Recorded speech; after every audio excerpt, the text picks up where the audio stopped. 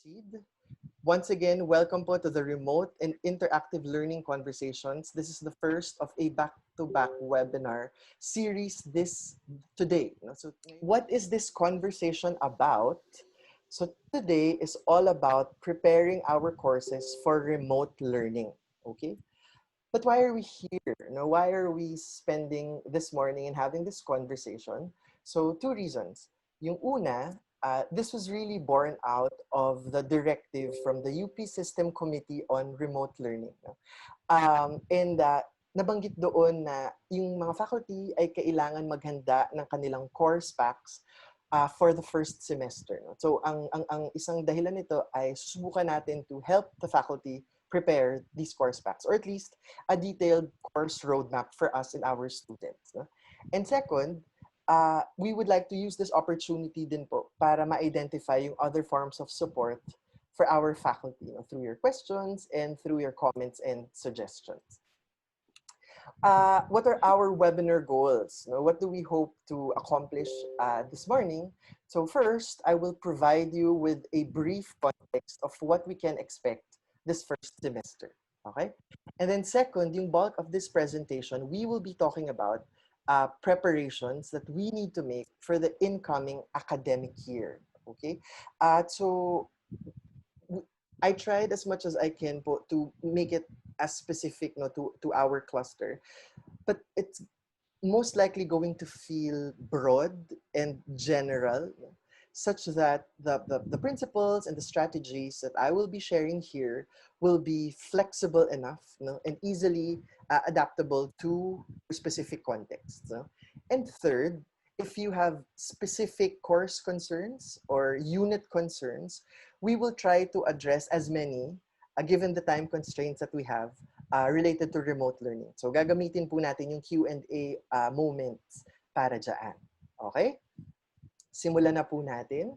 So here to provide us with a little bit of context, let's hear some comforting words from our Vice Chancellor for Academic Affairs, and also bahagi rin ng ating Social Sciences and Law Cluster. So, tawagin po natin si Dr. Tess Ngayong.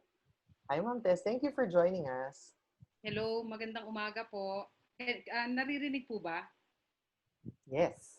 Na ganito ako kalayo? Yep. Okay. So our dear Vice Chancellor for Academic Affairs, si Ma'am Maria Cynthia Rose Banzon Bautista, has been telling us that we are faced with the challenge of the entire education system.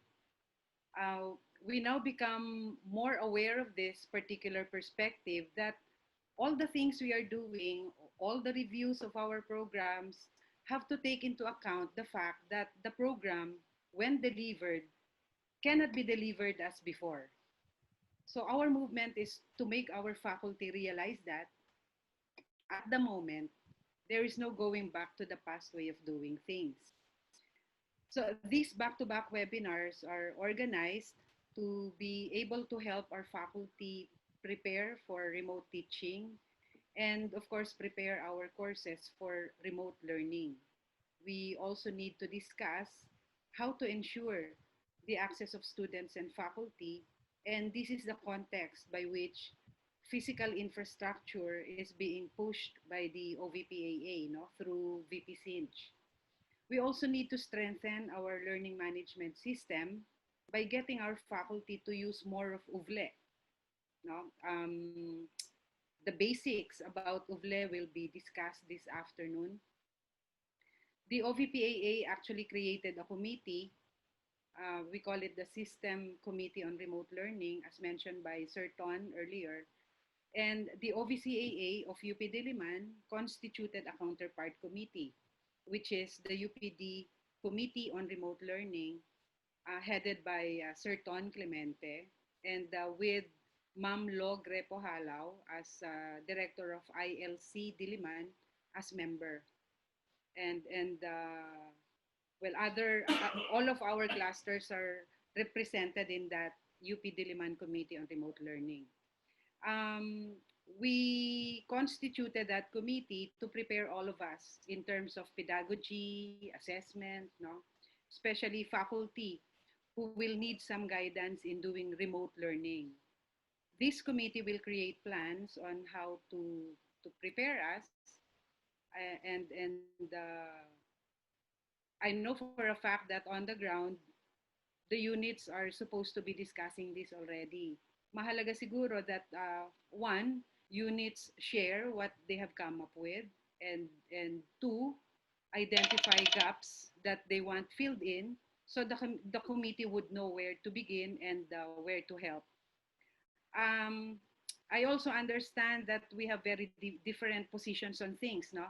We have a lot of ideological differences among us, but theoretically, we should all be adjusting. We cannot just say, I will not do anything, I will not adjust. I don't want my students to actually have problems and myself. But this coming semester will be different. Next semester, every faculty member must already have at least learning materials and reference materials.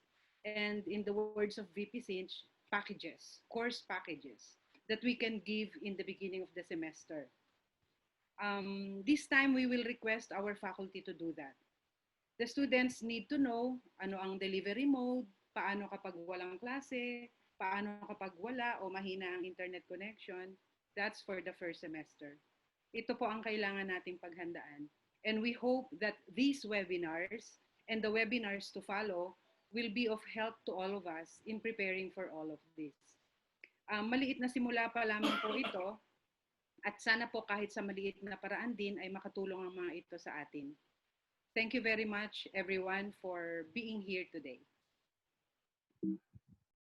Um, just to get it out of the way, and siguro po by this time, ay malinaw na sa atin that remote learning is not equivalent to online learning. Yung idea po ng remote learning is that we are physically distant from our students. No? Hindi natin sila kasama in the same physical space. No?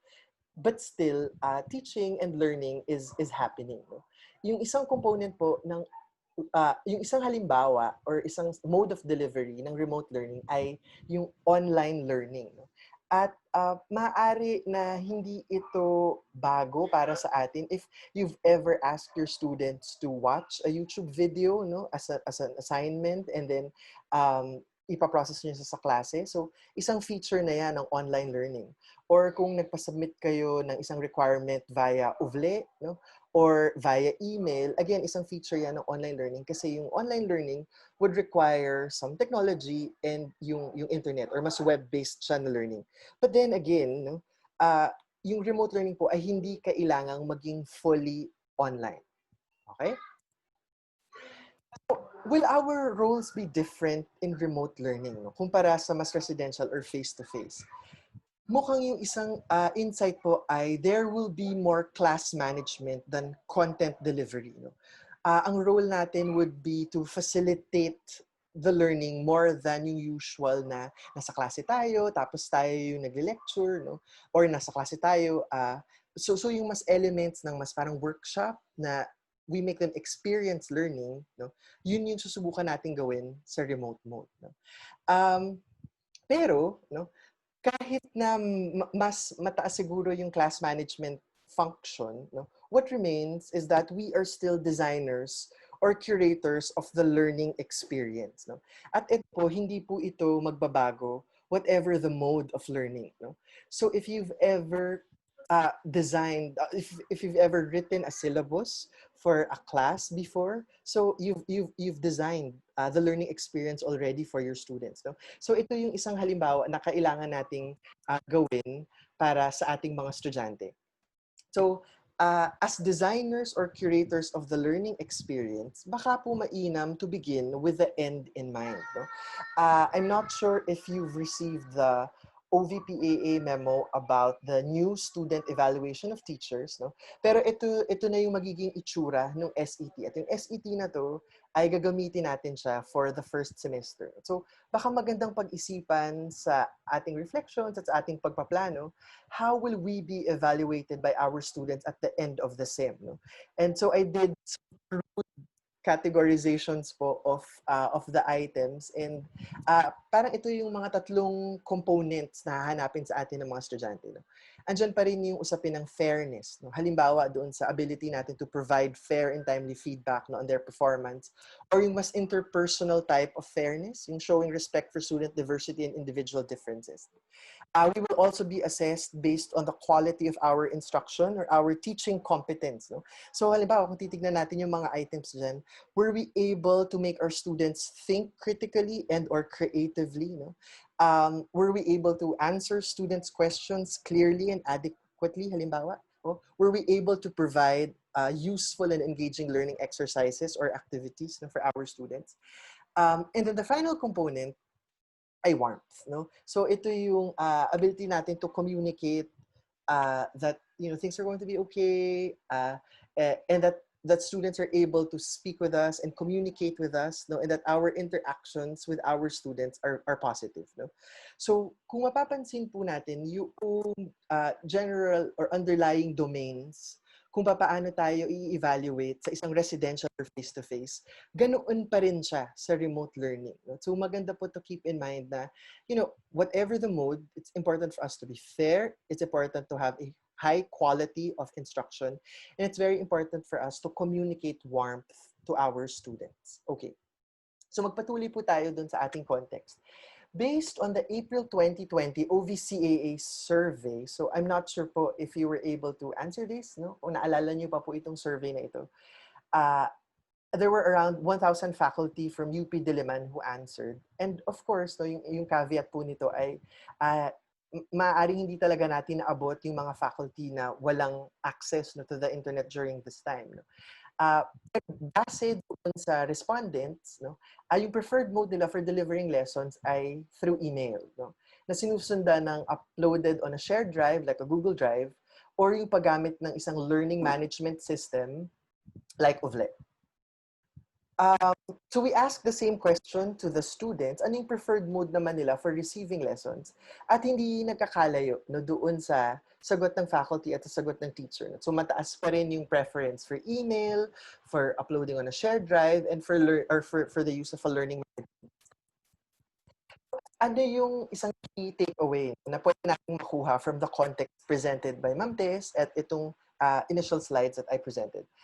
So first, it might be good to maximize email. And in fact, pwede nating isipin na yung remote learning na may online component, kaya ba nating i-run yung entire class natin by solely using email? So yan na yung communicating communicating with our students, no? Yung delivery, no, of content, no, paggamit ng email. Kasi mukhang preference yan ng maraming estudyante at faculty. Yung second, no, yung uploading on a shared drive, no, at yung ilan sa mga nabanggit na preferred modes, kayang-kaya yan gawin ng isang learning management system. No? So it might be good for us to learn and maximize, especially for the first semester, whatever LMS. No? Yung suggestion ng Interactive Learning Center ay paggamit ng Ovle, kaya nga po mamayang hapon, meron silang walkthrough sa paggamit ng Ovle. No? But of course, these are only highly recommended or highly suggested. You are also free, no, to consider the use of other LMSs. And third, no, mukhang it might be good to minimize drastic changes. Yung shift to remote learning is already a drastic change for all of us. No? So, subukan natin to keep some of the things na the way they are, no, as much as possible. So yung mga bells and whistles and ring lighting and fancy videos and fancy recordings, yan, that can come in later. No? We can stick with what we know at the moment, no? And communicate to our students na itong shift na to, ito na yung isa sa major change. Yung iba, ay adaptation na lang doon. And again, yung isang key message dito ay when we plan, we have to think about what is the most flexible mode of delivery to buffer for unexpected shocks. No? So there is planning going on at the system level. There is a lot of planning going on sa colleges and units, no, and you know yung mga policies, they're admittedly po hindi sila dumarating, no, as quick as we hope, and maybe some of the policies also, hindi sila as we were hoping for. So, pag naghahanda po tayo sa klase, baka yun yung mga unexpected shock. So, mainam na kaya nating mag-adjust, no, kung ano man yung ibagsak sa atin, no, ng mga policies and decisions from upstairs. Okay. So now, let's talk about prep. No? Uh, at this point po, I will be talking about some strategies that we will need to do. No? And some of these things may not feel new to you if you've ever done online learning or blended learning. Or baka some of these strategies, ginagamit na natin siya for residential. No? And I guess the message there is, let this presentation be an affirmation of the good practices that you are already doing in your classes. No? But I hope kahit pa paano may makuha pa rin tayo na something that we can use for our classes. Okay. So yung isang resistance, it seems, sa remote learning is that it's so daunting. Parang, unang, hirap niyang i-imagine. Tapos pangalawa, parang ang dami-daming kailangan gawin. No? So, is that the case? Marami ba talaga tayong kailangan gawin for next semester? Okay. So, ayon doon sa webinar ni Dr. Patricia Arinto, she's currently the dean of the UP Visayas Tacloban College, no? And she used to be the dean of the Faculty of Education ng Open University. So dun sa webinar niya, and I highly encourage you to watch this also if you have time. So ano raw yung 4 tasks ng faculty when we're trying to design technology-supported learning? No? So una, there is an analysis of learner and learning context. Second, planning content and mode of delivery. Third, curating learning resources and designing learning activities. And fourth, executing assessment. Okay, so kung titignan po natin itong tasks na ito ng isang technology-supported or remote learning, again, kung nakapagturo na po tayo before, or if you've ever run a workshop no, before, nagagawa na po natin yung mga sumusunod. No? So yung task at hand para sa atin, hindi siya necessarily bago kasi meron na tayong practice kahit papaano dun sa mga kailangan natin gawin. So kaya nga po yung idea ng webinar is how do we prepare for remote learning, no, given na ito yung mga kahingian sa atin. Okay? So papasadahan po natin bawat isa itong mga tasks na ito, and I will be providing some strategies po for you. No? In case you have other things to share, please feel free to use the Q&A button and feel free, no? Dahil conversation po ito, albeit online at virtual, no? At limited yung means, you please feel free po to comment no? Doon sa responses sa Q&A panel. Okay, so ito po yung task at hand. Again, we've done this before, pero how else can we shift to remote learning sa paggawa nito mga bagay na ito? Okay, so let's begin with the analysis of the learner and the learning context. Okay, so imagine na po natin na kunwari po September 10 yung start ng class. No?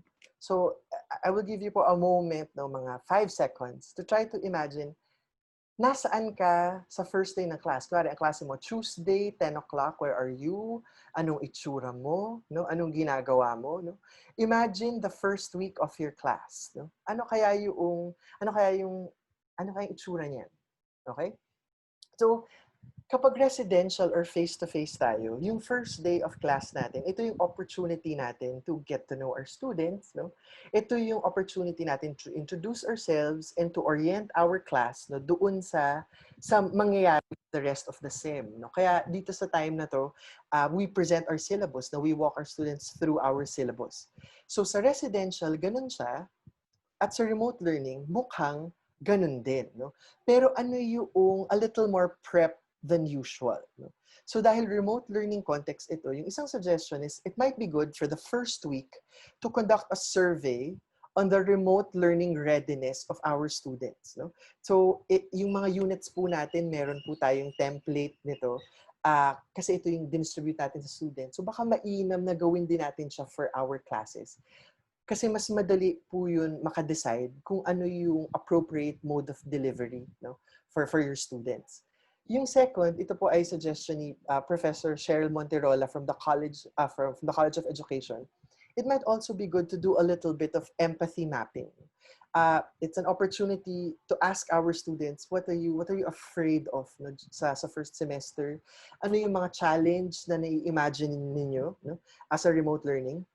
And it's also an opportunity for us, no, to share with them yung ating fears, no, yung ating mga anxieties na at ma-communicate sa mga estudyante na they're not alone. We're as challenged and as afraid perhaps as they are, no, as we move forward. Pero parang hindi naman masyadong bleak yung ating introduction. So it might also be good to ask our students, what are you excited about? No, what are you looking forward dito sa ating remote mode? No, and it's also good for us to share what we're excited about. No? Of course, it's very important to have an orientation. No? If the students can and if you can, okay siguro yung synchronous mode, no? Via Zoom, halimbawa like a quick 30-minute conversation. Or ito na gagamitin natin yung ating letter writing skills. No? So we can draft a long, detailed email sa ating mga students bilang orientation. Or pwedeng itong orientation part ay laman na ng ating syllabus na i-email natin sa ating students. It might also be good to use the first week of class as an opportunity to practice the use of the learning management system. So, kailangan pong masanay yung estudyante at tayo rin, no, na yung main mode natin ng pagtuturo ay pwedeng Uvle or halimbawa Google Classroom. No? So, we can ask our students to do small, no-stakes tasks, no? Para lang alam natin kung ano yung readiness nila. No? At tas unti-unti, we build on these skills. No? So for instance, we can ask our students to submit an online index card for us to get to know them more. No? So halimbawa this semester, ito po, I asked my students I emailed my students this PowerPoint slide, no? And then I asked them to fill out the information. So yung usual po yan, yung photo, syempre more than ever, importante yung contact information sa kanila. And then you can add some chika questions para it's also fun for you to read. No? And then I just asked them to submit this via Ovlet. So namo-monitor ko sino yung nakakasunod agad at sino yung medyo nangangailangan ng madalas na paalala, no? para gawin nila yan. And you know, just a simple task of replying to your email, pwede na po yan na practice during the first week. No? Yung isang reminder din po sa atin ay students should know how long they need to devote for your class. No? Kasi dati mas malinaw yung structure. Eh. Yung framing ay kung 3 units yan, at least merong 3 hours to be devoted in a week sa classroom. Pero ngayon, medyo vague, no? Hindi masyadong malinaw at posible na mas dumami yung oras devoted to a class than usual. So the first week might be a good opportunity to let your students assess time on tasks. No? So for instance, sa classical last semester, so nagturo po ako ng Soksay 1, I devote a few sections sa aming orientation ng slide na to. No? So, I teach them how to read. No? Kasi iba yung reading that I expect of them sa reading siguro na ginagawa nila. No? So, yung read, yung how-to na yan, it can be changed sa kung ano man yung fundamental skill or technique that students will need to build on throughout the sem. No? So, generally, we're going to walk them through how they're going to study for this course. No? So, for instance, I just let them know. So, I expect them to read with intent and not simply for comprehension. And I assure them that it's possible that they won't understand everything, and that is my role. No? And the goal is to actively think about what you're reading. And then I give them more detailed instructions. No? I ask them to flag some of these things while they're reading. So mas purposive yung reading nila at mas malinaw yung kailangan nilang hanapin.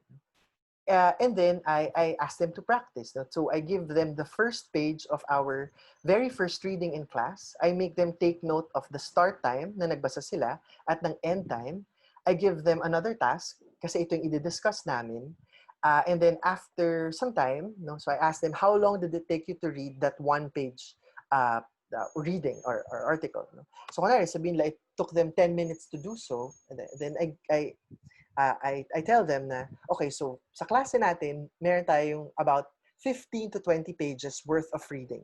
So if it took you 10 minutes to read one page, so i-multiply mo lang yan doon sa ilang pages yung aasahan mo, and that is your prep time. So, yan po yung siguro mainam na maging malinaw sa kanila na they don't have to devote their entire day just for your class. No? They just need to allot this much, no? To prepare, no, for your course. Okay po? Sir Janelle, meron na ba tayong mga questions so far? Yeah, so far we have one question from CG Torres Pilapil. Okay, I'll just read a question for you, Sir Ton. You mentioned something about evaluation. Will there be a student evaluation of teachers or the set for this first semester? If there is it the same set as the old one? Some questions in the old set, of course, are no longer valid in remote classroom learning or setting. The way I understand it, if there is a new set, it has to be university approved. Thank you. Yes. Thank you po. That is a good question. So, earlier po, at may kita niyo po yun sa slide deck, I presented po yung ating revised student evaluation of teachers. So, it's short right now. It only takes around 15 items, no? Base po doon sa committee tasked to revise this, tinest daw po nila ito sa Open University, and it seems to work, no? I think they have a meeting this July for final preps, and magkakaroon tayo ng final approval of this SET kung hindi ako nagkakamali. Yeah. Kasi hindi pa nga ata ito dumadaan sa University Council. Tama ba ako, Ma'am Tess? Ton? Yeah. It has been approved by the University Council in its last meeting. Okay. There are comments. Well, it has been approved, but the decision was to respond to some of the comments pa rin, despite the approval of the council. So the OVPAA has actually addressed the comments of a few colleges. At ma'am, parang it works, no? Kahit na remote. Tama ba?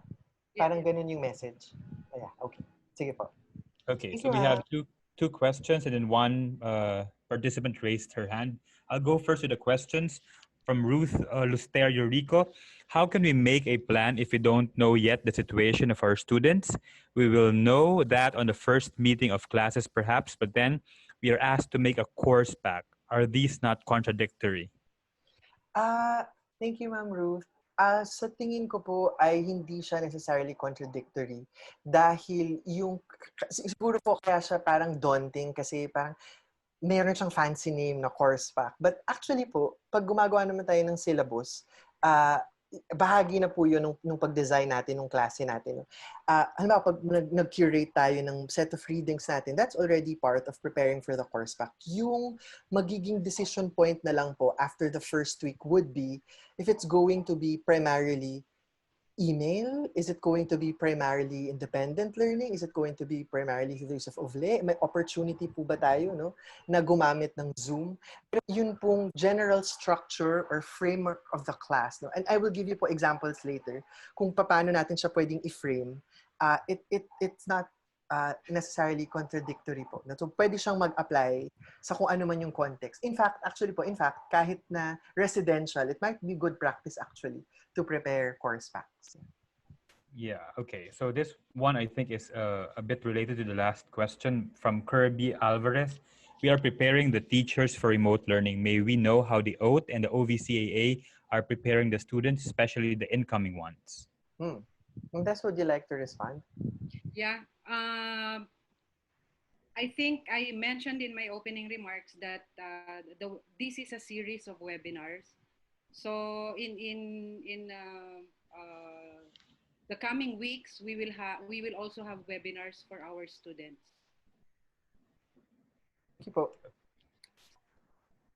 Thank you. To help them to help them prepare for remote learning. And just last week, the OVPAA has actually conducted dialogues with students on how they will prepare for remote learning. So we can also do that in UP Diliman, para specific to UP Diliman students, especially the incoming freshies. There will also be a dialogue with incoming freshies and their parents. But this is care of OVPAA. VP Sinch will be meeting with parents.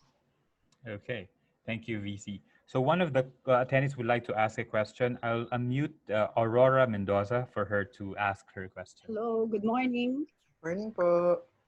This is about the question on whether the SET has been approved or not. And I think just to explain how the process went, we did a roadshow across all the university councils from January to February of this year. And each campus had approved the SET that we had proposed, which had gone through two testing uh, scenarios. No?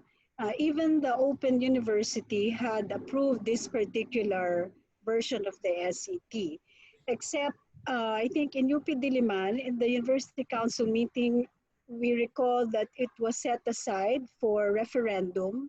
And the latest that I'm part of the committee, by the way, the latest that we heard is that it was in fact approved by a referendum. However, the committee will be meeting next week to thresh out some of the issues for very specific units in UP Diliman that have peculiarities or nuances in relation to uh, assessment of teaching effectiveness. That's it. Thank you so much, Ma'am Peach, for clarifying po. Okay, thank you, ma'am. So perhaps one more question, Sir Ton, before we go back to you. Yes. Is the course pack similar to the syllabus that we are supposed to prepare at the start of the semester from HP Gedios? Yes. Hindi po siya it's a component of the course pack. No?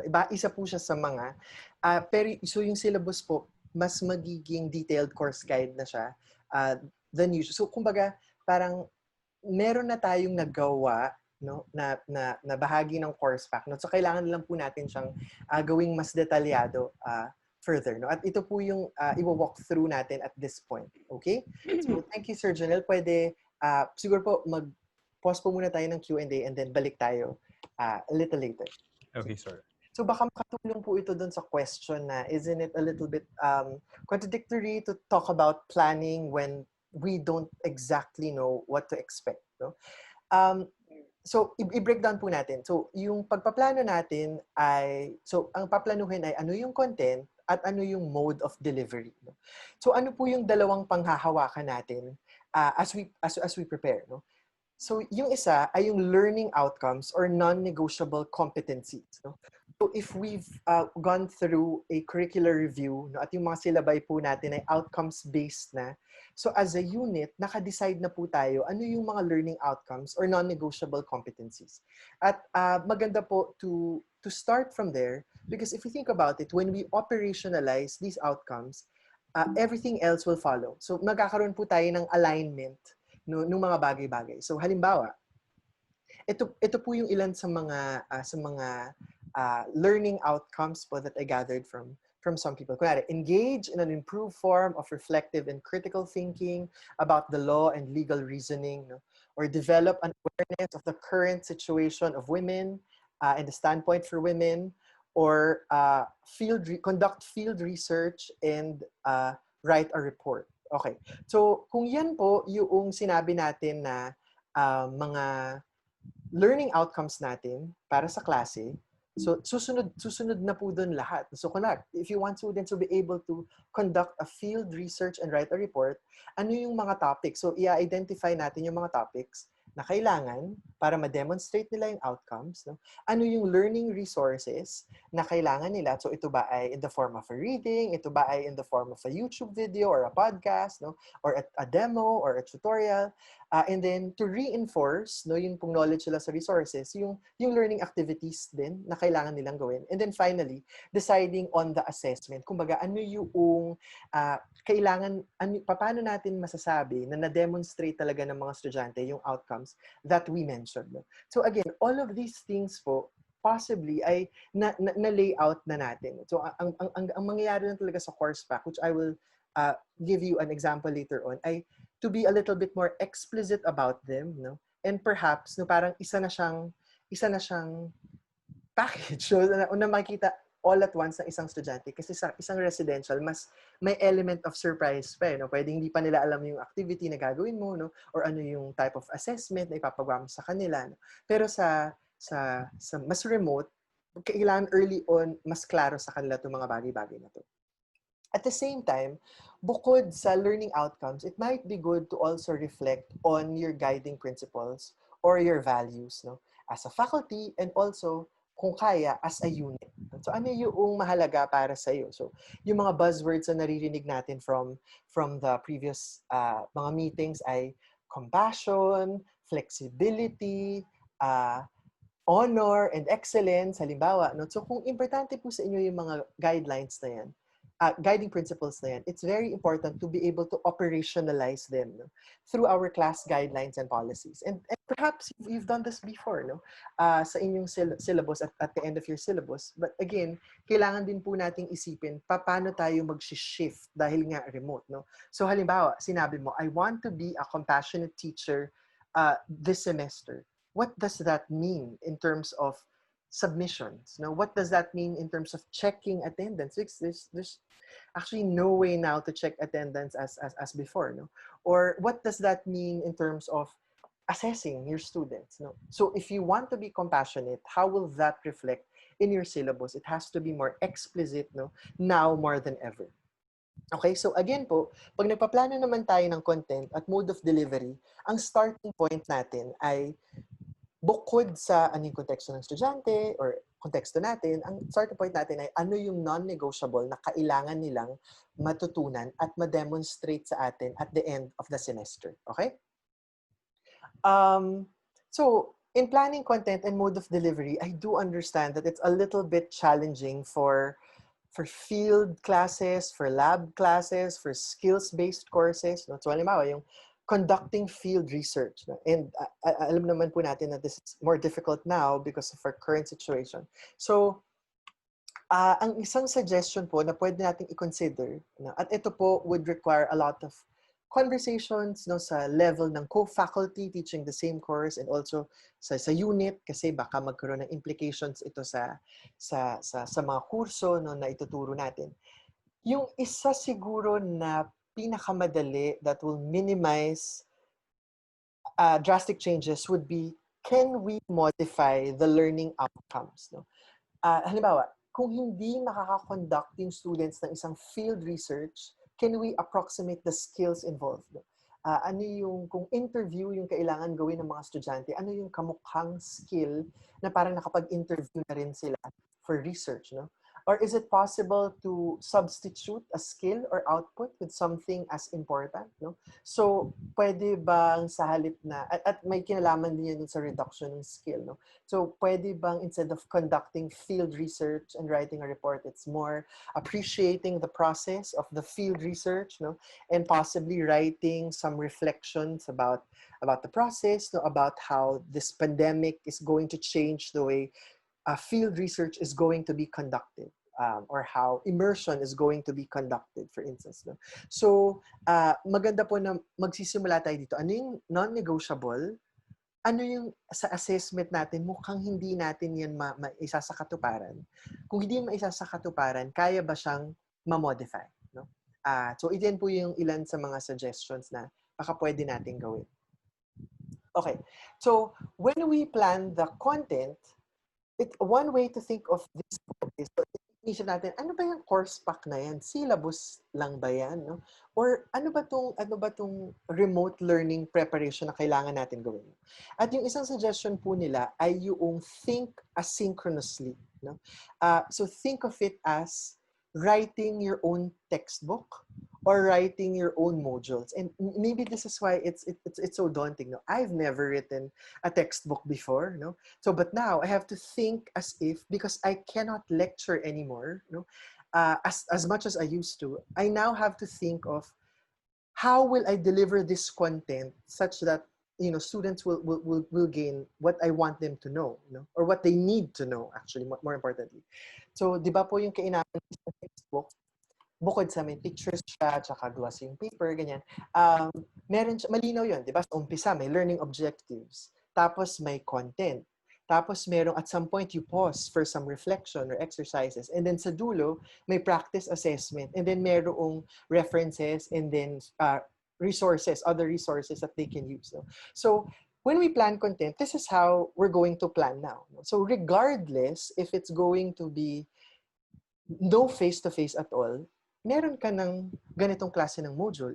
Kung may opportunity ka na mag face-to-face, magpe-prepare ka pa rin naman ng lecture mo, di ba? So ngayon, naka-convert na siya into this modular or textbook format. So I'd like to share with you an example. So this one po was generously shared by one of our colleagues, no, si Andoy Evangelista. I'm not sure po if you can see the screen at the moment.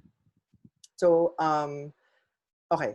So si Andoy po, gumawa siya ng isang manual para sa kanilang course on bridging. So, this is an example of a modular approach. No? Ibig sabihin, so ayan, so meron siyang module, meron siyang outline ng content, tapos yung lecture niya, ito na siya. No?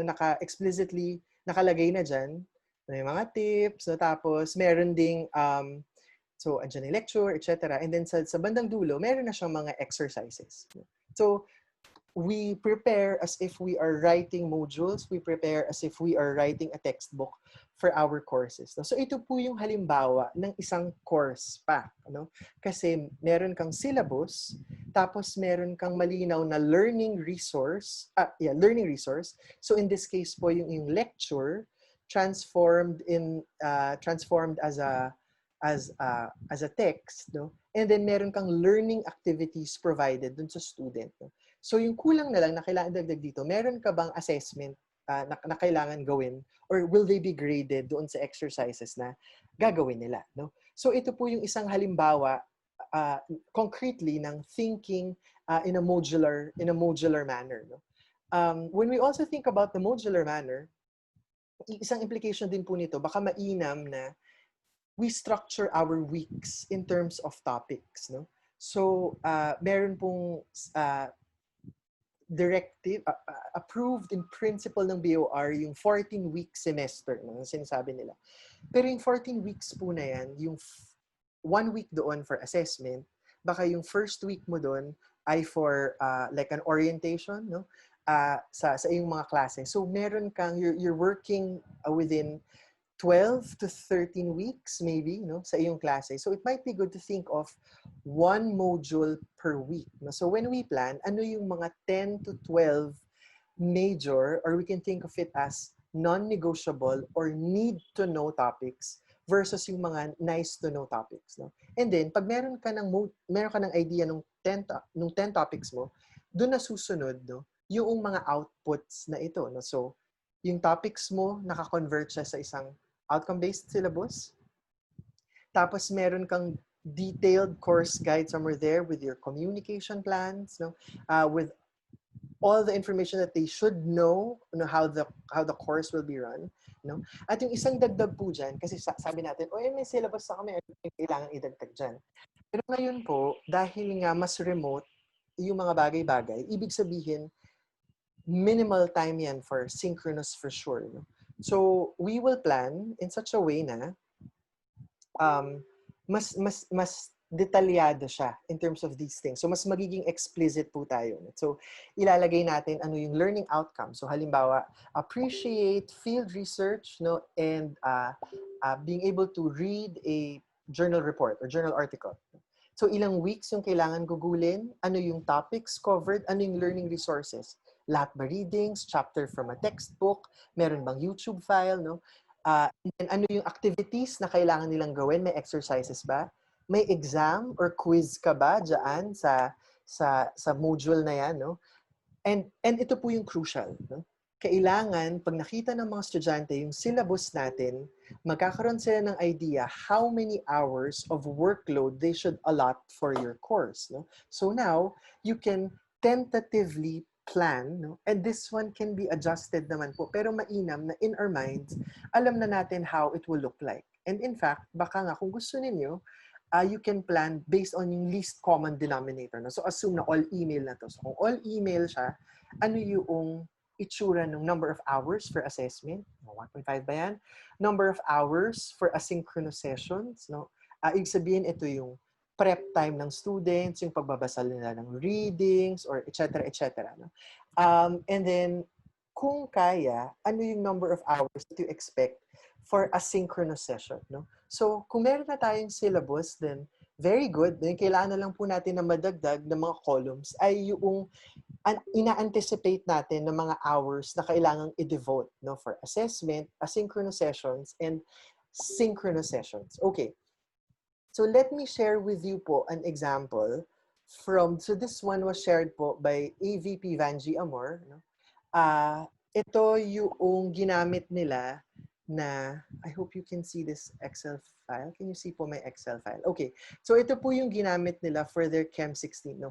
I'm not showing this to say that we're, parang this is the best model, but this is an example of a model na nagawa na or na-execute na nila nung second semester.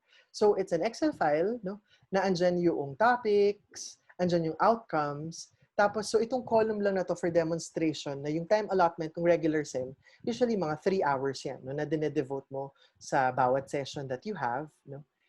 Pero ngayon, yung kailangan makita ng mga estudyante, meron bang synchronous hours? No? Meron bang number of hours for self-study? Meron bang number of hours for assessment? No? Ano yung types of assessment na gagawin? Andito yung learning resources, andito yung learning activities. No? So, kailangan po itong ma-plot, no? At least a plan. No? Again, of course, we know how semesters work. No? We test out something and then in the middle, we recalibrate. No? And that's the nature of the process. No? Lalo na we're all adjusting. But it's good na sa atin, sa isip natin, na i-imagine na natin how the class will run. No?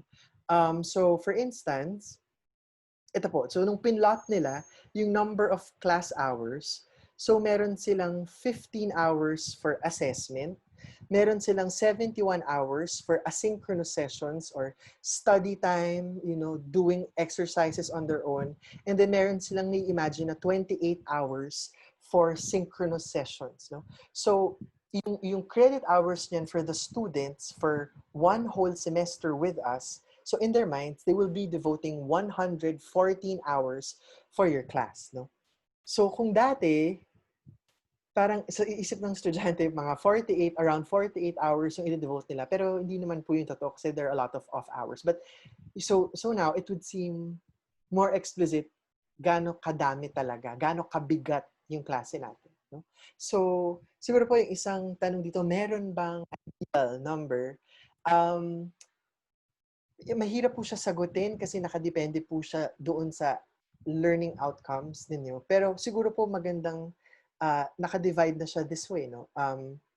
Na yung 1.5, na-imagine ba yung klase mo na 1.5 hours Thursday, tapos yung prep time nila mga 2 hours, no? So 3.5 hours in a week, no? So baka pwede na po itong ballpark figure ng range ng i-devote ng mga estudyante natin for our course, no? From as little as 48 hours, as in 3 hours lang, dahil 3 units lang yan, 3 hours a week lang yung kailangan nila, no? To maybe 114, if there is a lot of things that you need to do for your class. No? So ito po yung halimbawa nung sinasabi natin na detailed course guide or detailed syllabus na kailangan nating gawin as we prepare. No? So again, ito roadmap na to para sa atin na pwedeng magbago depending on the context of our students. Kagaya ng binabanggit kanina. Okay po.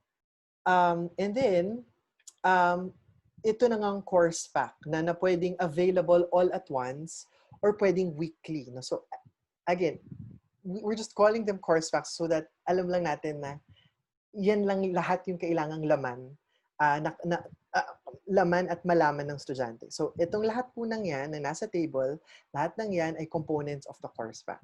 So, yung course pack na yan can be uploaded all at once in Ovle, no? Or any LMS. Pwedeng uploaded na lahat yan sa Google Drive. Or, kagaya po ng binabanggit natin kanina, because remote doesn't have to be fully online. So, halimbawa, hindi talaga kaya. Then, kaya importante po yung assessment in the beginning. So, ilan yung mga estudyante na kaya halimbawa to access your LMS? ilan yung hindi. Then, we plan for yung USB, na baka pwedeng may USB, tas we give it to them, or yung halimbawa nung ginawa ni Andoy kanina that I showed you, printed copy siya. No? Yung kainaman po of planning is that you can, yung pinabanggit ko po kanina na flexibility. So halimbawa, you start first with a modular approach in the traditional sense na parang textbook style siya. Pero pwede rin na dahil flexible nga tayo at kaya natin siya gawin online, pwede natin siyang i-convert into an LMS. No? So halimbawa po, yung nakita ninyong module na ginawa ni Andoy kanina, so pwede siyang i-convert exactly, yung modular approach po na binabanggit natin kanina, that's exactly what a learning management system does. No? So kung makikita po natin, meron kang intro, tapos yung mga modules mo. So ito yung mga chapters na pinrepare ni Andoy. Yung sociological problem, theory and research, research methodology, research ethics. No? Tapos yung course packs na tinatawag natin ay naka-upload na siya ngayon dito sa LMS na ginamit natin. So andyan yung what they can expect. No? So, bali, nilipat lang po natin yung laman nung module in printed form or in Word form in an LMS system. So, andito yung required reading material that they need to download. Andito yung lecture part no, in the form of Google Slides. So, yung text na nandun sa chapter, ginawa ng slides. No? Yung ibang tips, nilagay lang dyan. No? Yung iba, ginawa sa Google Docs. No? And then, yung exercises na nilagay niya, ayan na po siya. No? So, if you've ever used Google Classroom before, if you've ever used Ovlet before, yun na po yung halimbawa ng course pack na hinihingi sa atin. So, tas naka-upload na siya all at once, pwede. No? Or ako po, in my mind, siguro if that's too daunting, at the very least, yung first week or first 2 weeks na modules, kita na nila. Or yung outline, kita na nila. And then we populate it as we move along. Para make room tayo to be a little bit more flexible. So ito po siya. No? So it's something that we've probably done before, no? But now we're just going to make it a little bit more explicit and maybe prepare it a little earlier than usual.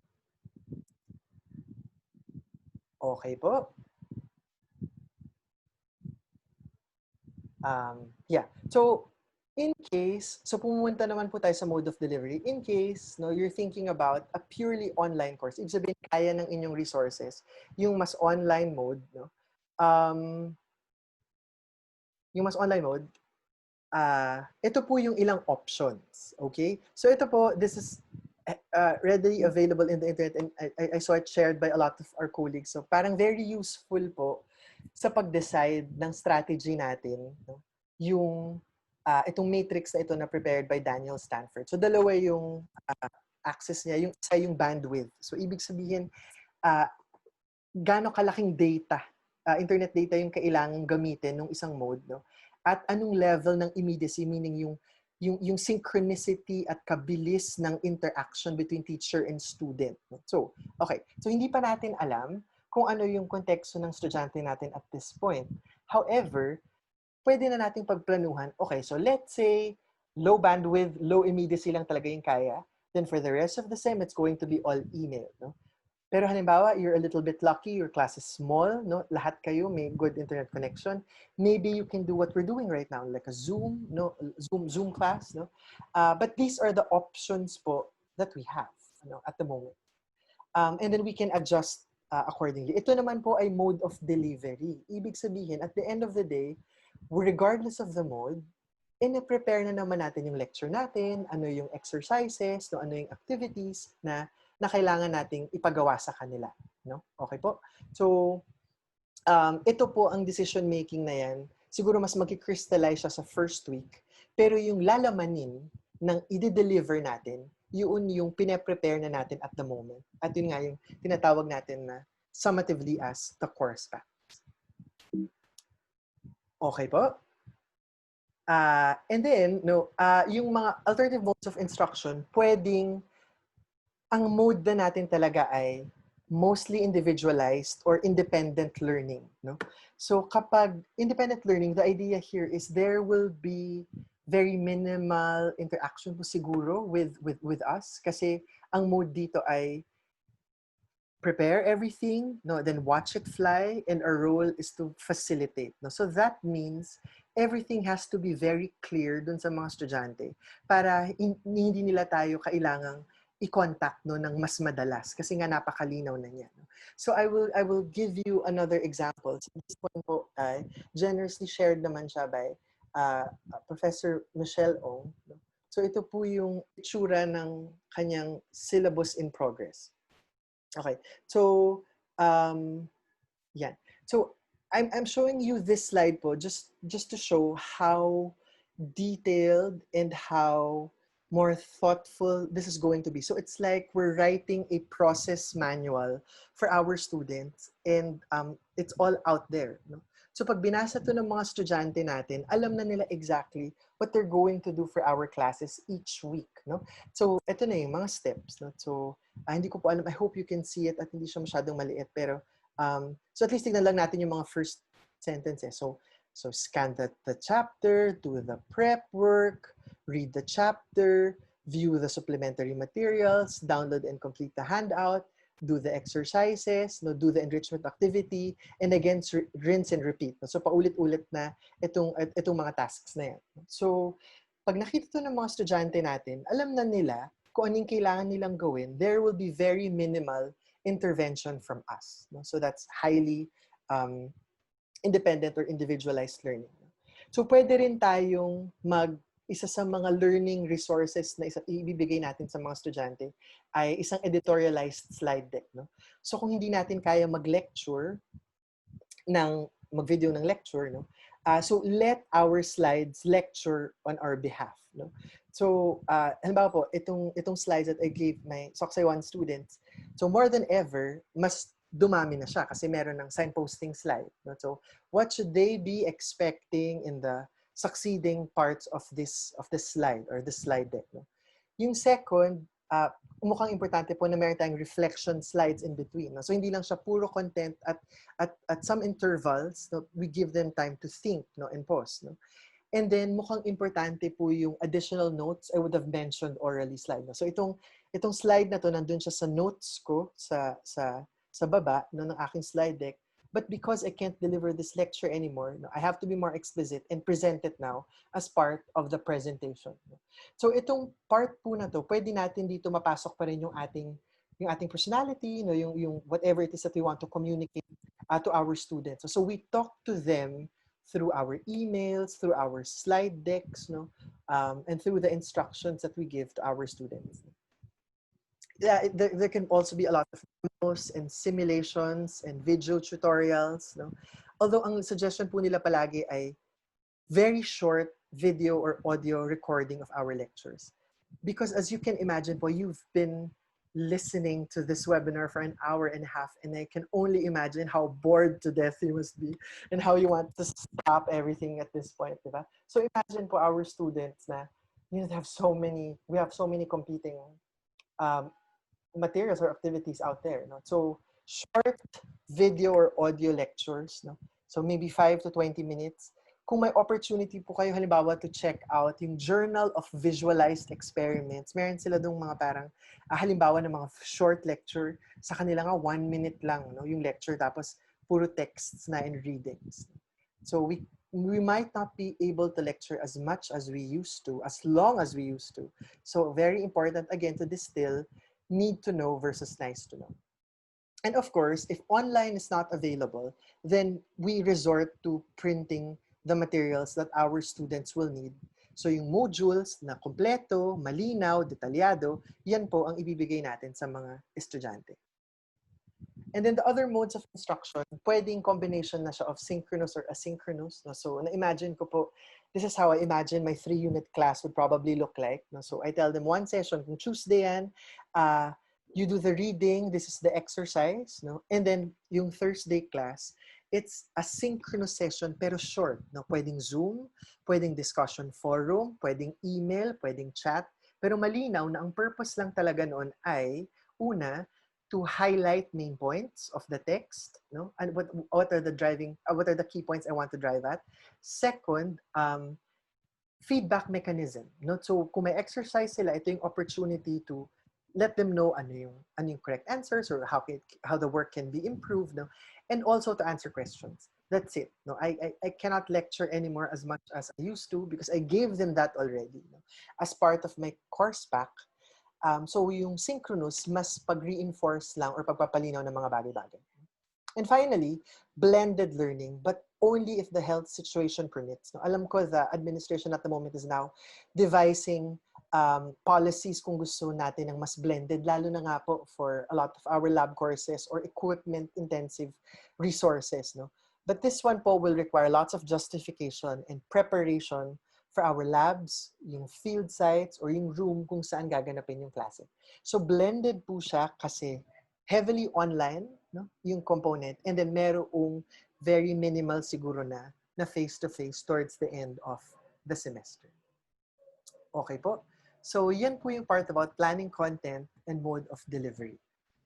And all of that can be uploaded, no, or presented using UVLE or Google Classroom na suggested learning management systems ng ILC.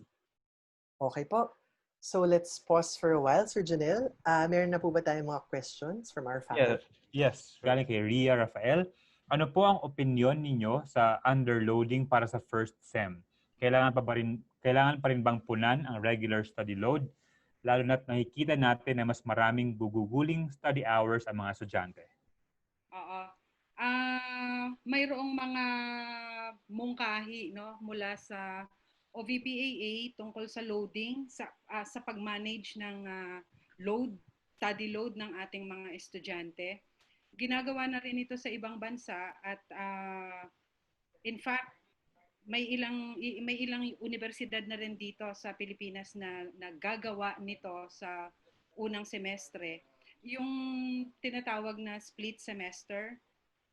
Kasi ang ating iisipin dito yung panahon ng estudyante, no, para matapos niya yung kanyang kurso. Mahalagang salik, no, o factor para pag-isipang mabuti itong underloading, no, para sa unang semestre kasi siyempre yung ating mga estudyante gusto rin naman nilang gusto rin naman nilang makatapos agad, no, doon sa kanilang degree program. Pero yung idea ng split semester na ito nga yung isa sa mga tanong na nasa memo ni VP Sinch, kung maaaring pag-isipan natin na may mga kurso tayo na maaaring ituro sa unang 7 linggo kasi 14-week semester ang ating first semester, no? Instead na 16 weeks yung dati.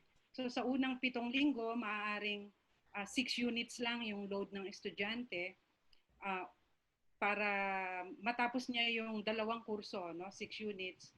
Matapos niya yung 2 kurso sa unang 7 linggo ng semestre.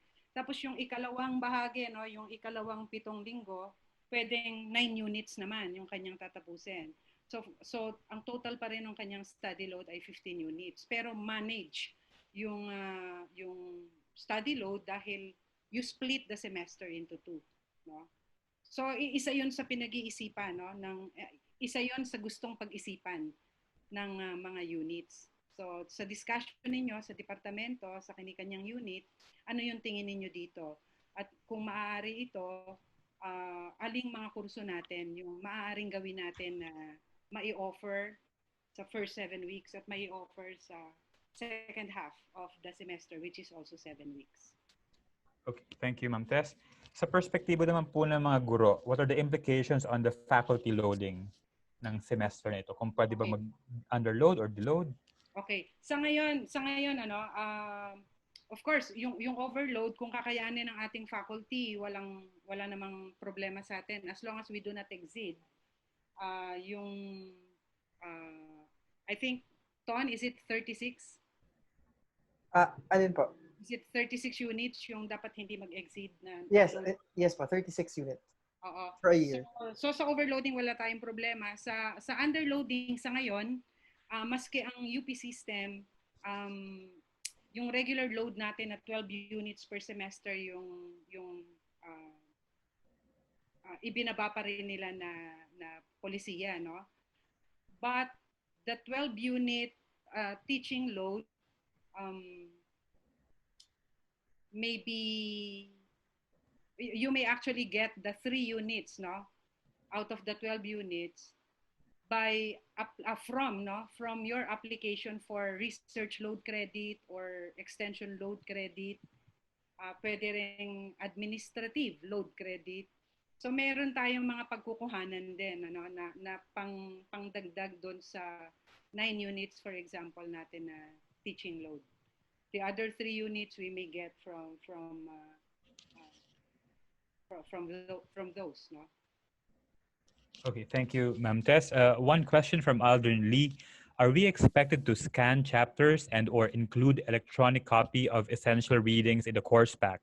And if we do this, aren't we violating copyright laws? Will the university help us obtain permission or permissions from publishers or authors?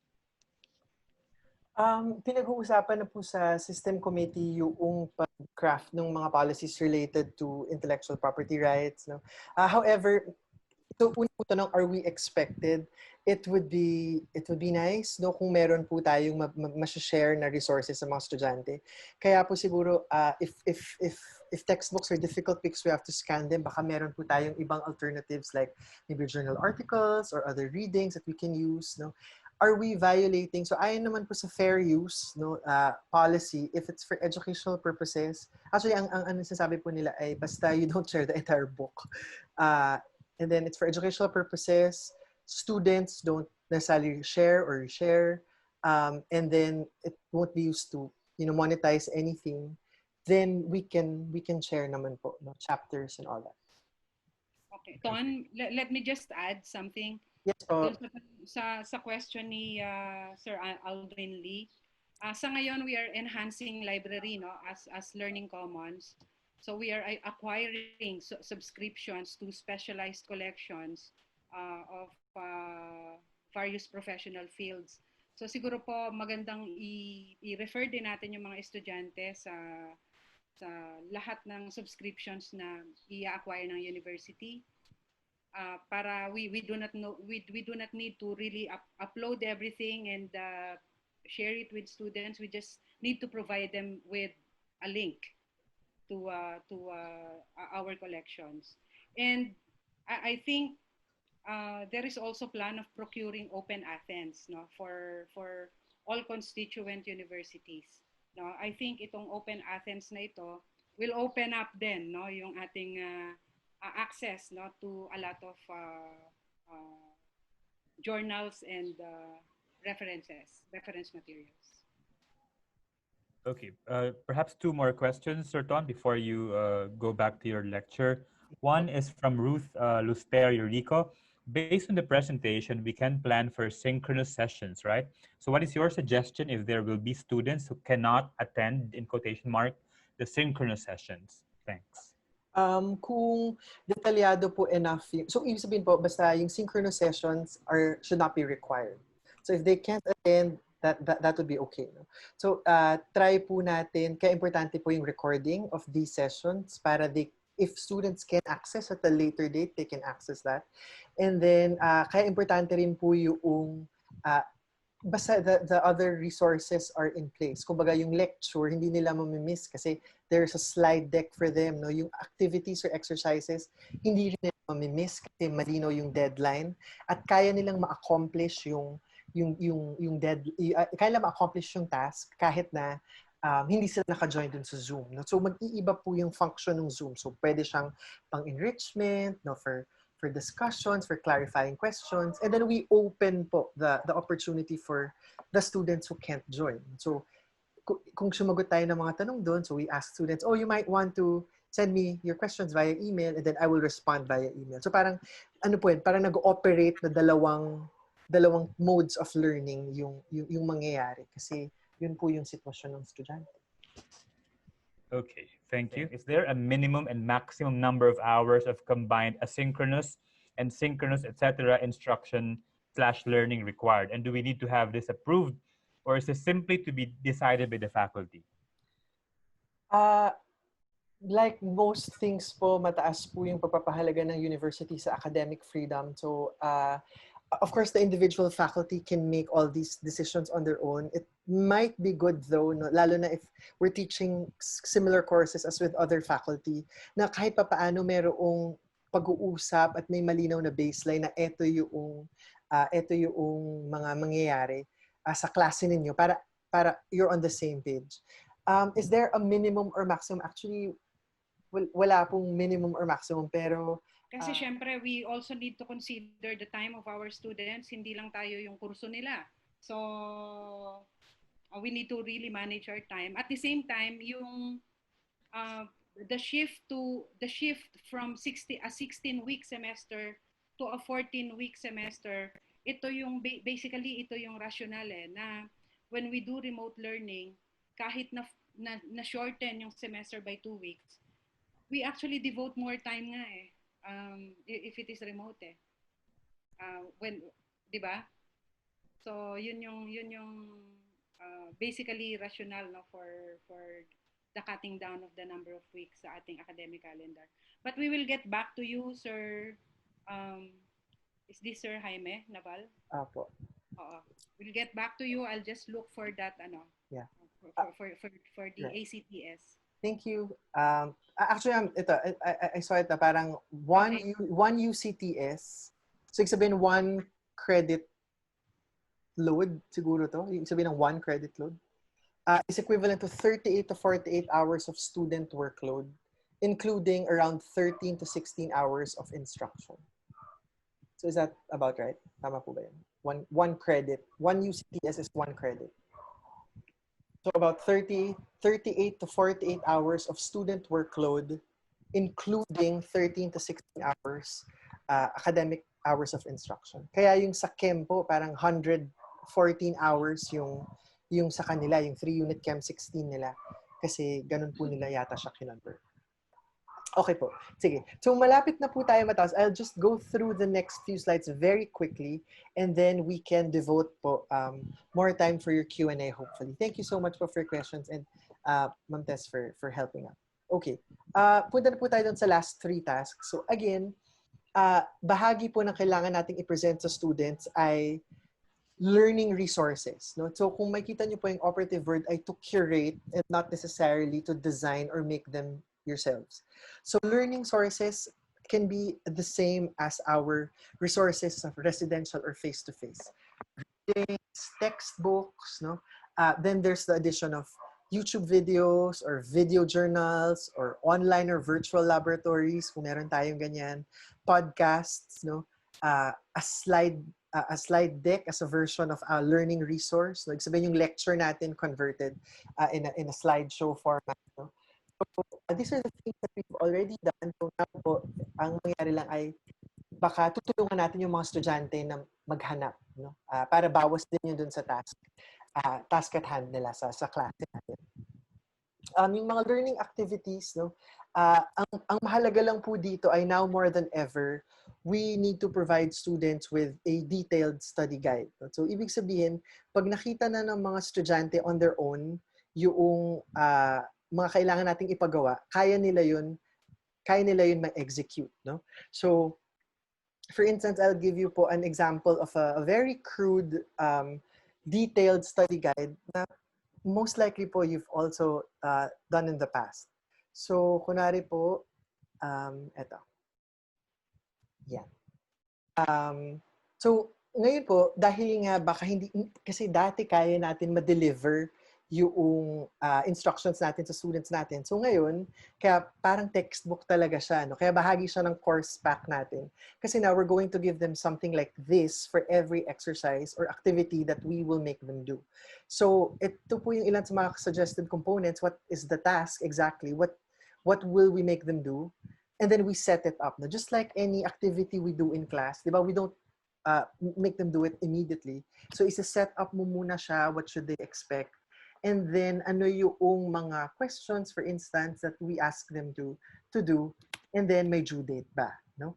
So, kung meron pong kulang dito, yung kulang dito ay saan nila isa-submit, no? Pero ito po kasi hindi ko ito pinasubmit. So, saan isa-submit? And second, rubric. How will they be graded for this exercise? Is this a pass or fail kind of kind of thing na basta mag-submit, that's 1, pag hindi, 0, or 3, 2, 1 ba yan? So, kailangan malaman na ng estudyante on the onset, anong ibig sabihin ng 3 or 1?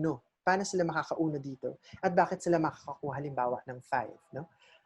So, yun po yung halimbawa ng isang detailed study guide, basically instructions, no, that we give them immediately.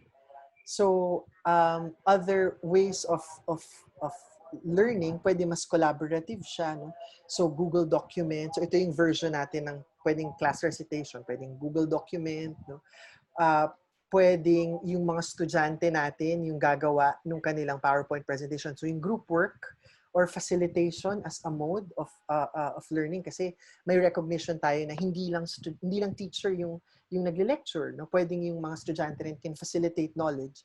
So pwedeng groups or pairs can create a slide deck, and then yan po yung i-distribute natin sa students natin, no? So yung learning resources natin ay nadadagdagan, no? And then pwedeng structured discussion forum, yung delivery, kung gusto natin may interaction kahit papaano. And then a lot of exercises na pwedeng mas scenario-based or special problems or cases, no? Na pwede nating ipagawa or ipasagot sa kanila.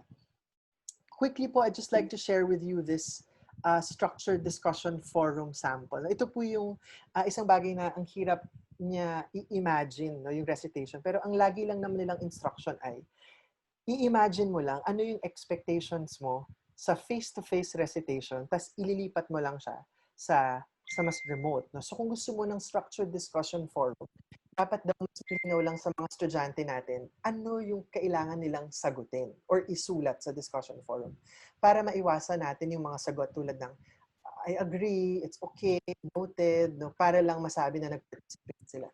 So, dito, very clear. In the discussion forum, after you post your responses, hanap ka ng responses ng iba, tapos ito, either share or explore a difference in opinion, exchange resources, generate a solution to a problem, relate a response, etc., etc.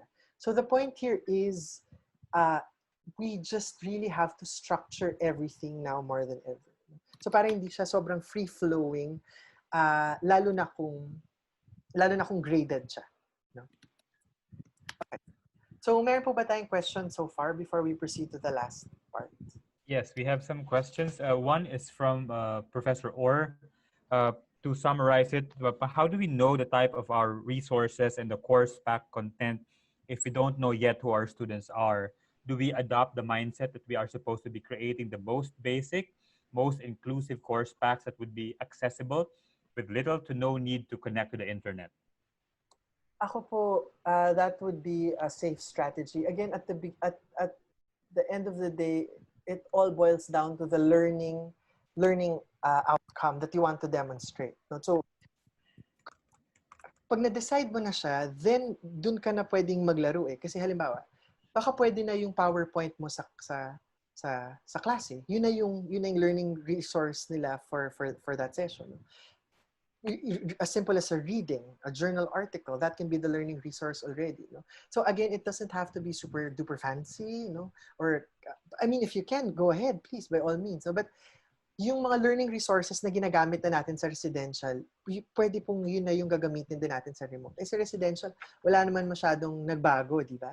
Reading, PowerPoint, that's it. So, okay, thank you, Sir Ton. Another question from Professor Kunanan, Farah Kunanan. Any suggestions on how students with limited net access can participate in collaborative outputs? Yeah.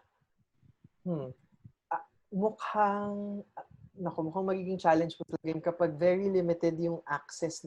Kasi ano ba yung definition ng limited? As in not at all? Or kaya nila mag-email? Kasi kung kaya po nila mag-email or at the least Facebook maybe, a Facebook chat group o Facebook Messenger kung kaya po nila, or Viber, baka po pwede po natin silang makausap or pwede dun po natin i-conduct yung ating klase. No? It's going to be very tedious. Alam ko po one of our faculty members tried that. No? Sa Messenger sila nagklase. Kasi hindi ko alam, parang free ata. So lahat may lahat kaya mag-access. So, yun. Baka po pwede yung ganong mga chat-based, no? Or email, no? Or, kung hindi po talaga kaya, baka ito po yung component na hindi essential dun sa, kumbaga parang baka kailangan nating i-sacrifice, sadly, doon sa ating klase for next sem. Parang very minimal na lang talaga yung courses at only if they can. Parang peer support, only if able. But not required, parang gano'n. Okay, thank you. Another question from Professor Rosan Echivare. During the town hall meeting, AVP Vanji discussed the designing of the course packs. Will the faculty involved in the designing this be given 3-unit load divided amongst them? Okay po. That's a policy question, so baka Ma'am Tess has a more definitive answer than me. Actually, hindi pa rin definite answer ito. But the Academic Affairs Committee is still discussing this. So no finality yet. We will definitely update the faculty about this once we have decided. Thank you, Ma'am Tess. Okay. Do you have time for one more question, Sir Ton? Sige po, one more. And then we go na to the last part of our slide. Okay, so this is from Mary Ann Bacolod. Professor Bacolod asks, most of the samples given are designed for students with internet connection. How about module designs po for students with no internet connection at all? Lalo na po pagdating sa pag-design ng assessment para sa mga students with no internet connection at all. Hi, Ma'am Ann. I think yung baka yung isang strategy po talaga na madalas sabihin ay baka sa kanila po tayo mag-devote ng resources for printed materials, no? So kagaya po nung binahagi ko kaninang example ng isang module, kung wala po talagang access yung estudyante to the internet, iba po yung parang resources na kailangan nating i-allot sa kanya. So kung kakayanin po na ma-courier halimbawa yung mga modules, no? And then may ganun ding pag-courier ng mga responses nila o yung assessment halimbawa sa kanila, then baka yun po for now yung best strategy. Hindi ko po alam, baka our other faculty members po can also suggest what we can do kapag ganitong may estudyante talaga na hindi niya kakayanin yung online at all. Pero yun po, kasi baka po yung kung USB, kung meron naman siyang gadget na pwedeng mahiram or magamit, baka po a USB with everything there, na naka-folder po siya, no? Baka yun po yung pwedeng gamitin. Yun po. Sige po. So, tapusin ko lang po itong last segment and then po let's have our final round of question and answer. Ito po yung medyo tedious kasi may kinalaman siya sa executing assessment. Siguro po, best to start with general principles po sa ating assessment.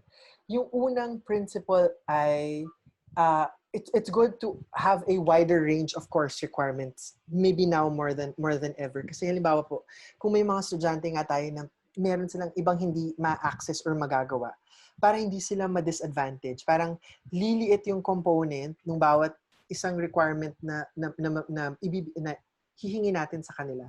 Tapos parang kaya siyang ma-execute kahit na very minimal or mahina yung internet access. So the idea here is, let's explore as many assessment tools as we can. No? Kung dati 3 exam, that's it. No? Baka po ngayon, we have to be a little bit more conscious na mas palawakin siya.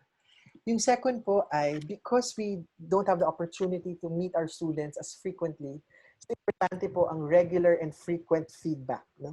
So ako po, ang aking rule of thumb for next sem as much as possible ay, if I gave them something to submit this week, dapat next week ay mabalik ko na bago nila gawin yung next exercise. So ang idea po dito ay dapat namomonitor ng students yung progress nila. Yung third po ay everything has to be very clear and explicit, from our expectations on how they're going to answer, how they will be graded, and also what ethical behaviors do we expect from them.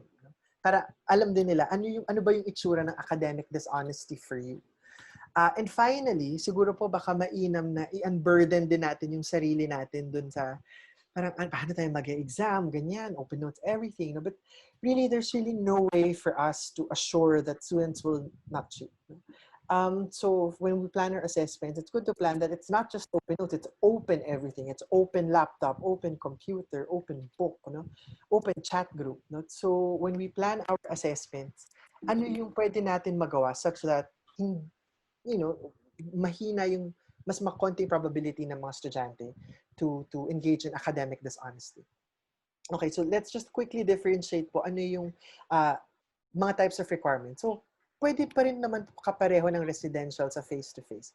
So, merong mga high-stakes requirements that occur at milestones. So, halimbawa po, may mga exams, sa mid-year, sa finals, no? So, high-stakes sila kasi one-time, big-time demonstration of skill or knowledge. At kadalasan, malinaw, very exacting po yung paraan ng pag-grade natin sa kanila. So, they can be in the form of an essay, no? Pwede pa rin naman po tayo magpa-multiple choice questions, pero ito po yung isang magandang strategy that I heard was being used. No? So, imbis na sinasagot lang nila yung exam na ano yung letter ng correct answer, they also need to explain a little bit, perhaps in 1 to 2 sentences, why they chose that answer. So, kung kinopya nila yung sagot sa A at B, may kita nyo po kung alam talaga nila yung sagot base dun sa explanation. Pwede pa rin po yung mga requirements like group presentation or a report if the students can do it via Google Docs maybe or slide deck nga po. No? Yung isa po baka pwedeng mas oral exams yung gagawin natin para mas mabilis din yung feedback kung kaya via mobile call, via Viber call or Zoom. No? And then yung iba po sa yung nag-require ng mga research papers or proposals. No? So, pwede pong lahat ng yan, bahagi pa rin ng requirements natin. But also, we might want to do a lot more low-stakes requirements that occur frequently. No? So, low-stakes sila in the sense that the goal really is to track progress. The goal is to reward effort. The goal is to reward inconsistency of submissions, no? More than just being correct. Of course, it's important to be correct, but more than that, it's really that they are able to track themselves, no, if they're learning something from your class. So they can be in the form of exercises and assignments, short quizzes, problem sets, answers to prompt questions, reading memos or chapter outlines, concept maps, progress reports, no, comments on a classroom's forum post. At ito po yung isa sa mga suggestion ng authentic assessment, yung portfolio. No? Parang it's a student's evidence that they learned something from your class based on the goals they set for themselves, and yung ibang mga evidence of learning like reading logs, reflection papers, no? Answers to exercises. At yan po yung isasubmit nila sa atin at the end of the semester, if possible. Okay po. No? So, magbibigay lang po ako very quickly ng isang sample ng rubric. So, kanina nagbigay tayo ng explicit instructions ng discussion forum. Ito naman, ito yung paano niya i-grade. So, ito yung explicit expectation of the quality of the discussion post. No? So, pwede natin sabihin na if you hit one of these 5 guidelines, then you get full points. No? So, yun po. So, para alam ng estudyante, paano nila i-approach yung isang requirement. And siguro po just to close the loop, no, kung babalikan po natin, so we started with thinking about our learning outcomes or our course goals. No? So, isa pong magandang pag-isipan while we're planning our assessment, can these be demonstrated using resources available at home? No? Kung yes, then maybe we can ask them to still yung same type of requirement, yung pa rin yung ipapagawa. Pwede po kayang alternative yung mga problem-based or scenario-based assessments. No? So if they can't go to the field or to the site, so we will assume that yung knowledge that they acquired will help them navigate yung some problems na ibibigay natin. Kunwari, bigyan natin sila ng survey questionnaire, tapos i-identify nila bakit, ano yung good points or bad points about the survey questionnaire, no? Or halimbawa, bigyan natin sila ng scenario sa field site, anong gagawin nila pag ganito yung nangyari. And then maybe we can think of other substitutes, no, from the usual assessment tools that we've done in the past. No? Like a detailed description of a process or a proposal for now. No? Or can they demonstrate something using a different software or equipment? No? Or can a virtual experience do for now? No? If we usually expect our students to be at a field site, for instance, baka mainam po na magkaroon tayo ng partnership with a field site. Tapos, yun po parang yung klase natin was virtual. No? Kumbaga, parang andun pa rin sila kahit physically ay wala sila doon. So, ito po yung ilang mga bagay na pwede nating pag-isipan as we continuously develop the types of assessment tools we're going to ask our students to do and will be the basis of their grades. Okay po? So, sige, baka po devote this time na po for your last batch of questions. Okay, so to start the last batch of our Q&A round, Prof. Padilla asks, could we do course redesign without undergoing a program redesign? Yes, hindi po siya talaga course redesign in the strictest sense na parang kailangan baguhin everything. It's really a negotiation amongst the unit. Ano po yung mga competencies that might not be able to be offered now at kailangan siyang saluhin sa next semester. Importante lang po na meron tayong ganung klase ng plano at kaya din po natin siyang ma-justify in case our students ask kung ano yung mangyari. Pero hindi po siya dadaan sa curricular proposal. Lee, does the course redesigning task scheduled this mid-year cover all courses in the program or only those courses offered in the first semester? And if it's the latter, will we be given time to redesign the remaining courses before the start of the second semester? Hindi ko alam if Ma'am Tess is still here or if she can answer. I think late din naman. So yung last question component, will we have time to redesign? I think late din po magsa-start yung second semester. So we will have a few weeks at least to prepare. Yung course redesign ay ano po kasi siya hindi ko po alam kung nabigay na sa atin yung template. There's a template for the course redesign na kailangan po natin gawin. It's not very, very difficult po. It sounds so daunting as a redesign, no? But it's really just plotting what can we offer this sem, ano yung best i-offer next sem.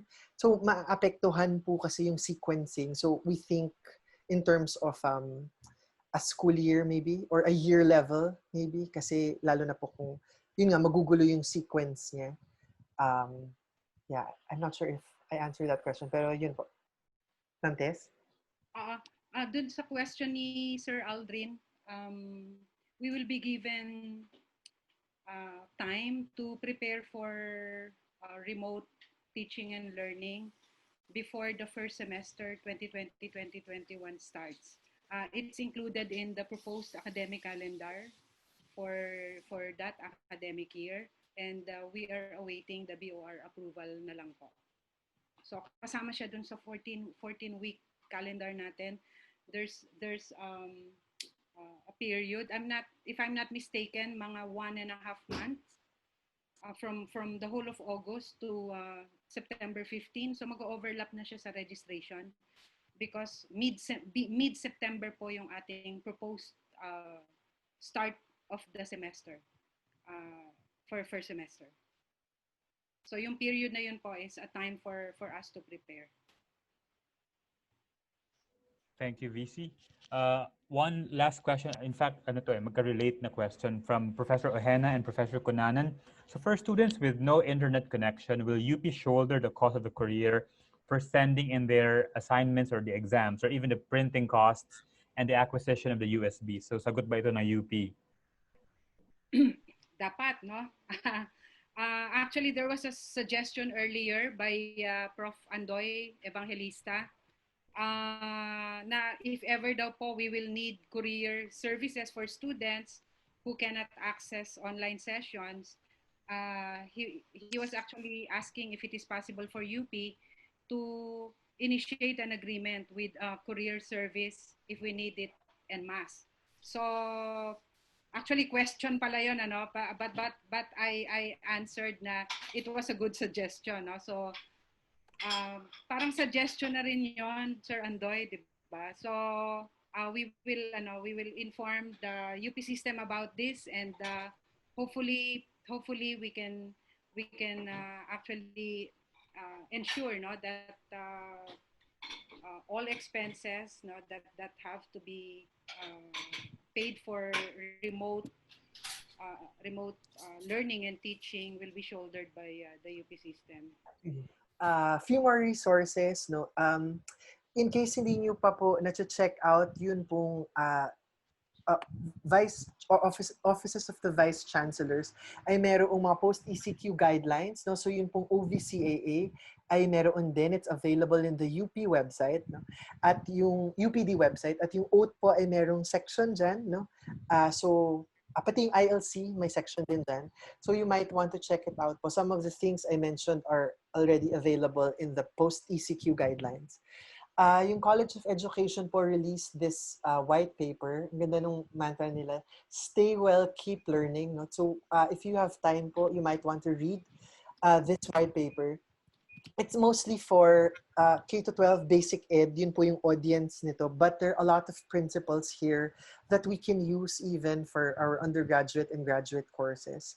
I'd like to invite you po to visit the Open University Office of Academic Support and Instructional Services website. Kung nakita niyo po yung mga tabs nila dyan, meron din po sila dyan ilang mga exercises that we can do independently, other instructions we can do independently to aid us as we prepare po for remote learning. I also invite you to visit the ILC website, no? And meron din po sila dyang guide on tools for conducting classes online. That's available in the ILC website. And then, so as we wrap it up, final reminders na lang po. No? So una, mukhang yung isang conclusion ay wala pong one-size-fits-all strategy for all of this. No? At kayo na rin po yung nagsabi no, na napaka-importante na alam natin what our students are going through. And only then maybe can we finalize our plans. No? So hopefully po, through this webinar, at least yung isa ay kung hindi man na-affirm yung mga ideas na natin or practices na natin, nagkaroon tayo ng ilan pang mga bahagi no, nung ating toolbox na pwedeng magamit as we prepare. Because this might be the first time we're doing this, it might be good to ask for frequent feedback from our students so we can calibrate accordingly as the semester goes.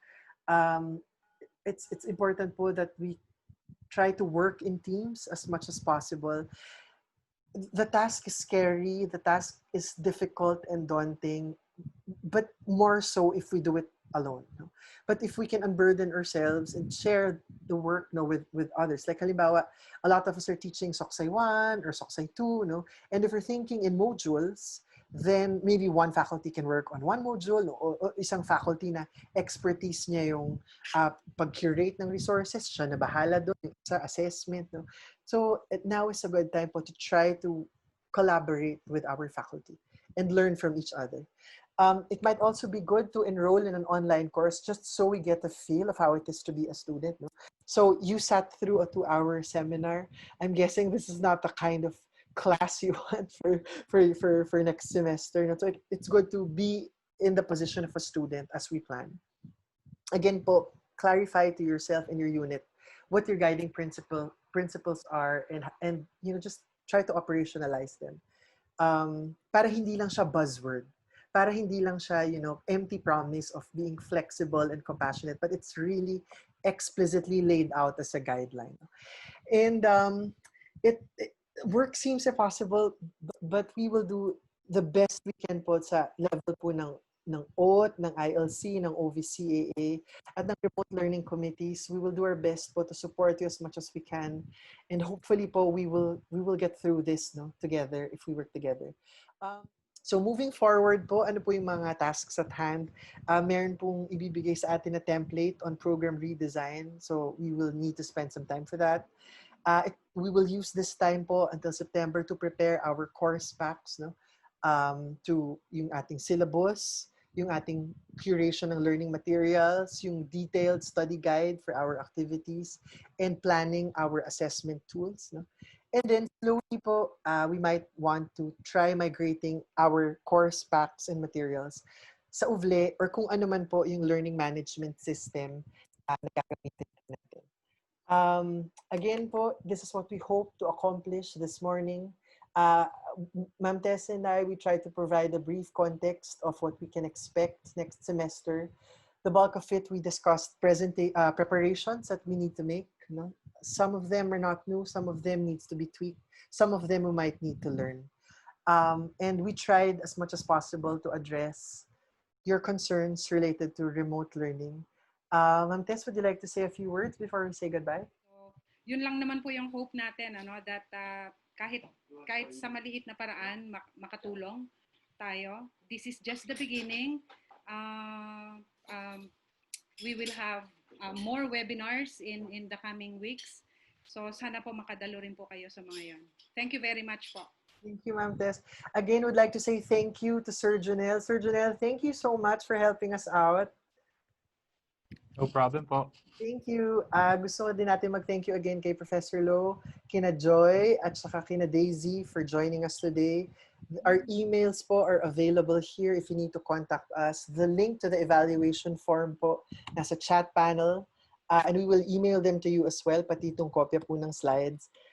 Thank you po for spending your Friday with us. Hope this was helpful po. Yes, Ma'am Tess.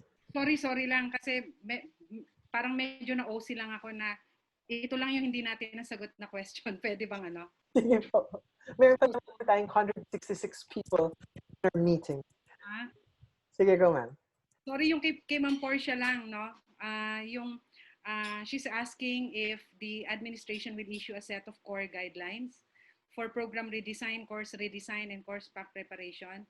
If yes, when can we expect them po?